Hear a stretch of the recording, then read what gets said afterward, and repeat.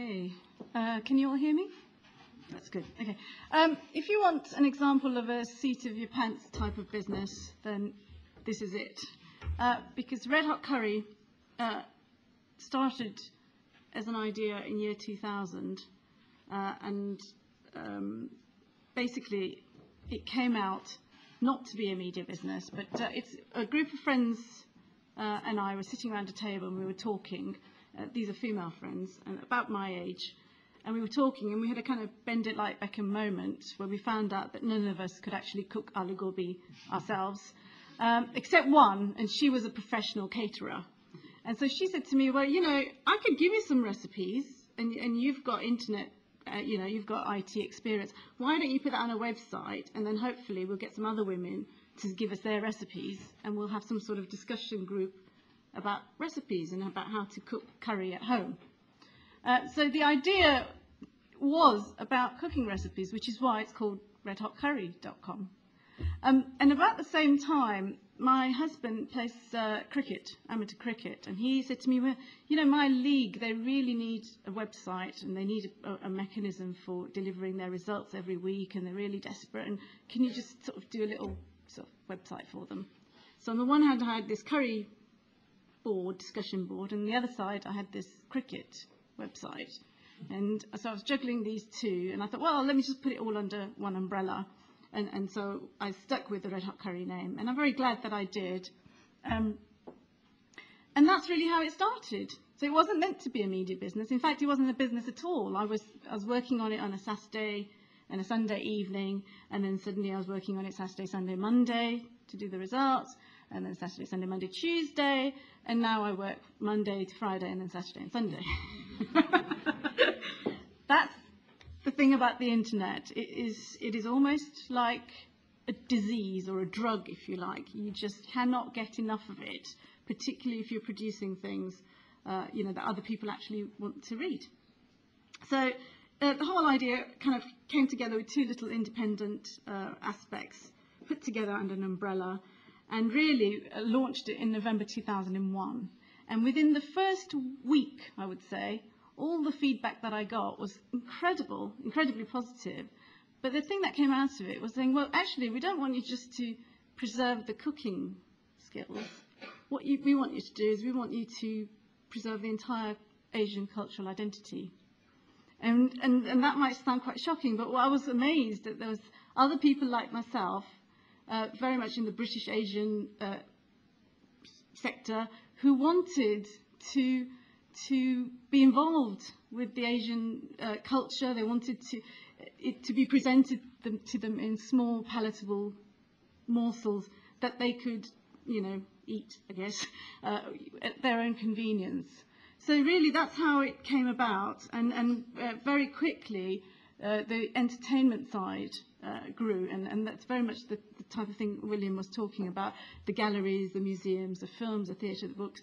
The Asian community is incredibly creative and incredibly prolific, and I'm very glad for that, because it helps us retain our cultural identity. The other channels sort of came on very quickly after that: news and business, travel, all the things that you would now expect from a lifestyle portal. And for those of you who like some figures, I'll give you an idea. I still run and manage the business, as I said, from Monday to Sunday, every day of the week. But to give you some figures, for example, there are now, we launched a restaurant guide, and there's 5,800 curry houses in that. There are 10,000 web pages. There are 50,000 images on the site. There are 2,000 stock items that we sell in the shop. And I get about 200 or 300 emails a day about things going on which are of interest to the Asian community. So it's a very vibrant sector of the market. I'm afraid we haven't done as much research into the market as we would have liked to, but just to give you an idea, we do have a registration process, and an analysis of that has shown that our reader is largely Asian. They're actually 35 plus, they're all professionals, A, B, ones, I guess you would say, and that is fairly representative of the type of sector that it's targeted at. And interestingly enough, it's still split exactly 50-50 between men and women. And I think that's because I try and stick to the cricket and the curry, and hopefully it kind of comes together. What is interesting about it since it started, for me, is that I now get a lot of people wanting me to expand it to beyond its borders. I mean, it was meant to be a British Asian portal, but they want it in America, they want it in Australia, they want it in South Africa, they want it in Europe, and in fact the Indians want it in India, because we're sort of a bit of an oddity to them, and they feel they can learn about British Asian culture from this website. So the pressure on me is really how to address and deal with the demands of the Asian diaspora, which is really what people want. In terms of development of the site, it's been, I would say, fairly sporadic. Every time I feel sort of a new channel coming on, that's how I do it. And it is a business run very much by the seat of your pants. So at the end of 2003, I launched a shop, an e-commerce shop. It is a very good revenue tool, and I hadn't anticipated it would be, because all it stocks is things like little spice boxes and DVDs, Bollywood DVDs, and it's become enormous business in its own right, and now that takes up about 50% of my time. So one of the challenges for me for the future is what to do with the shop on one side and the media business on the other side, and I think that's fairly unique of the internet, that it gives you the options of doing lots of different things and making lots of mistakes in lots of different things as well. Earlier this year, I launched the Red Hot Business Directory, because businesses said, well, actually, we want to deal with other businesses, and we want a means of just sort of, being found by users and finding each other. And that's been equally successful. Next year, I'm planning to launch yet another channel. I have to separate out the input required into the shop from the input required into the media channel.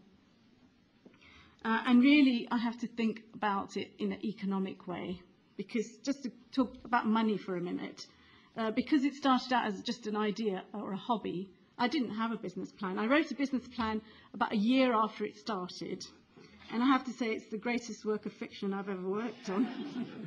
I did take it round to find funding, and needless to say, nobody wanted to fund this mad Asian woman with an idea for a curry website, and I don't blame them. But what is interesting about that business plan is I look back on it now and see how many targets I've actually achieved. And what pleases me is that some of the people who didn't want to invest in that business at that time are the very same people who ring me now and saying, well, when you want to do second round funding, please come to us. And quite frankly, in terms of second round funding, I wouldn't know what to do with the money, and where to spend it in the right way. So at the moment, that's not something I'm investigating. But the economic of the business always came after the business idea. And my struggle is trying to make the business model and the media model kind of gel together and work, whilst at the same time sort of managing all these, this sort of monster that I've created. In terms of tips, what have I learned from it? Well, I learn something new every day. Every day there's something new that I learn, and I think that's, again, one of the beauties of the internet business.